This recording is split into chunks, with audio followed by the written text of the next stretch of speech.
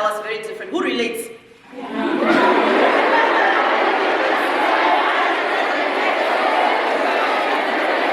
And by the time I got a place at girls' high school, all the places were filled. So I went into the last class.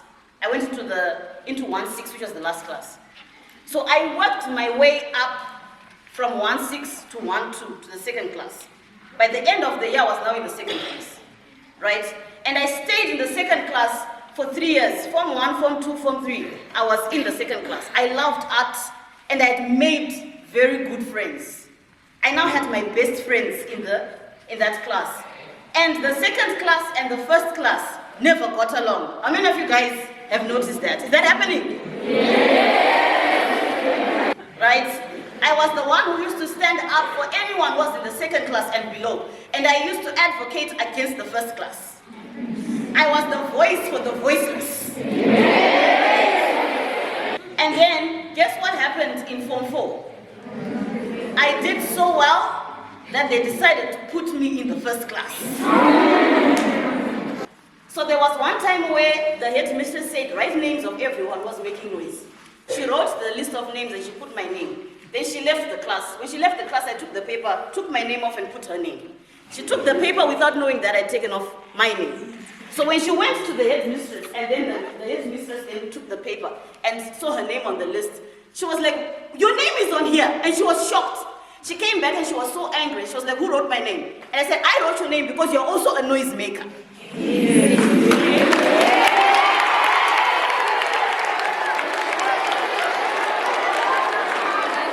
I identify with the underdogs. Why? Because I didn't have it easy. And I was labeled rebellious. I was labeled noisy. I was labeled difficult. But in lower 6, guess what? That same headmistress who always liked me so much and saw something in me said to me, you're going to become a prefect. Now I want you to understand that me of all people, I was the last person who was supposed to become a prefect. Because I was well known for my rebelliousness, right? When they announced the prefect in lower 6 and my name was called out, the whole school stood up and clapped. People were shocked and most students thought, now we can be naughty all we want. Because Tadzie is a prefect and we can get away with anything. That's not what happened. Becoming a leader forced me to become responsible. Because I had to go against the same things that I was advocating for before I had become a leader. One of the prefects was not able to speak. She wasn't able to come to school. And then they asked who can speak. I had never spoken at all at an assembly. I said, I'll do it. I'll speak. I went up and I spoke. It was my first time, impromptu. I had not prepared a speech. I had not written anything. I just spoke from the heart. And I spoke to the students. And that was the beginning of my speaking journey. Now, from that point onwards, right, I ended up having some difficulty navigating my career path, finding which job I'm supposed to do, because my mom wanted me to be a lawyer and I loved art, but I also was into the community, I was into debate, I was into a lot of things. So it was hard for me to really find what exactly am I supposed to do with my life. So now why did I tell you about my life and my story? Why did I share all of that? Because if you look at the kind of person that I was in high school, it will explain to you the type of person that I am today. And the identification of skills and talents in young people starts at high school. But it has to go beyond maths, sciences. When we're looking at a young person, you as a person, we're looking at you holistically. We can't give you career guidance in the sense of, okay, you're good in sciences, arts, and commercials. We have to look at a person in terms of their skills, their gifts, their talents, even the things that we feel are things that are like rebelliousness. Those things actually tell us something about a young person's personality. So I showed leadership even before I became a leader. Even though it was the wrong type of leadership, but it was leadership. Right? I was still leading people in a certain direction. So I had the gift of influence from high school, and I had the gift of leadership. Right? We're not all the same, we're different. And I felt like anyone who was not in the first class was discriminated, was stereotyped. So I was always speaking for those who were not in the first class. So I had a lot of confidence. And if you look at my current career, you have to be confident. If I'm going to speak to you guys and get you guys to listen to me, I've got to be confident. Yes, I was hardworking. I was very hardworking. I was very stubborn to the extent that the headmistress had to be the one who had to move me from the second class. So that can be a good thing and it can also be a bad thing.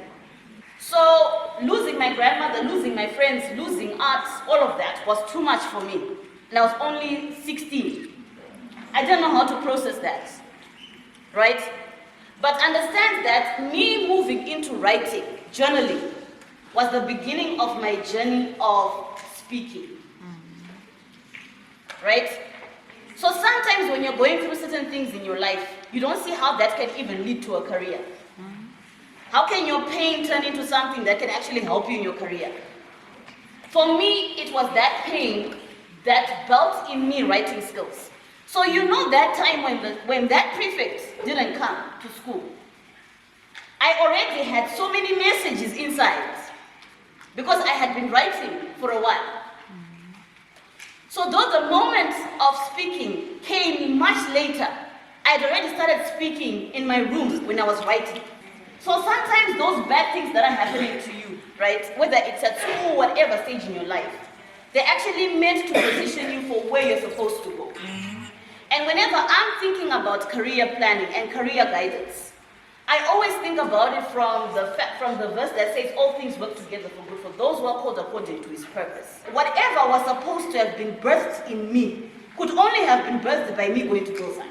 And sometimes we question, like, God, why was I placed at Monte Cassino?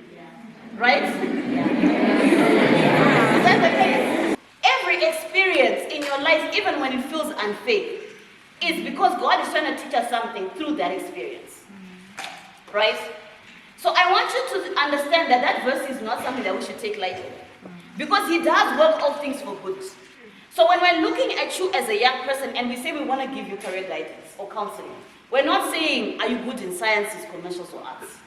We are saying, who are you as a person? Who are you as a person? So you cannot define your success based off someone else's. The first thing that you must ask yourself is, are you working hard? If you're working hard, that's all that matters.